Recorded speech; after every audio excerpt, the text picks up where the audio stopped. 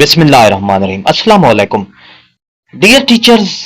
STI jobs STI teachers के हवाले से एक नई अपडेट आ गई है क्योंकि मेरिट लिस्ट का मरहला मुकम्मल हो चुका है। और उसके बाद अब जो नई अपडेट है कि मेरिट लिस्ट डिस्प्ले होने के बाद स्टेटस जो है शॉर्ट लिस्ट हो गए हैं। सब के सब जो अप्लाइड थे वो भी शॉर्ट लिस्ट कर दिए गए हैं। तमाम उम्मीदवार जो हैं वो अपनी लॉगिन करके आईडी को लॉगिन करके ये देख सकती हैं कि उन्होंने जितने भी स्कूल की प्रेफरेंस दी है वो सब के सब शॉर्ट लिस्ट हो गए हैं। तो अब इसमें उन सब उम्मीदवार के जो स्टेटस हैं वो शॉर्ट लिस्टेड हो गए।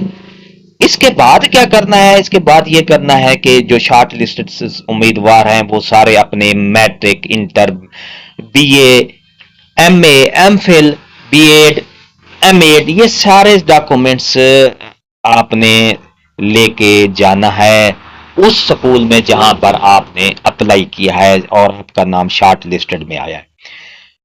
तो इसके साथ साथ जो एक और बात भी बता दूं कि आपने ये तमाम डॉक्यूमेंट्स की एक फोटोकॉपी करा लेनी है। वो फोटोकॉपी जो है किसी गवर्नमेंट टीचर जो गस्टेड हैं टीचर्स, एसएसटीज हैं जो 17 स्केल वाले हैं, वहाँ से उनसे अटेस्टेड करवा के साथ ले जाना है उस स्कूल में जहाँ पर आपने इंटरव्यू के लिए जाना है। क्योंकि इंटरव्यू 3 तारीख मंडे से शुरू हो रहे हैं, मंडे और ट्यूसडे को।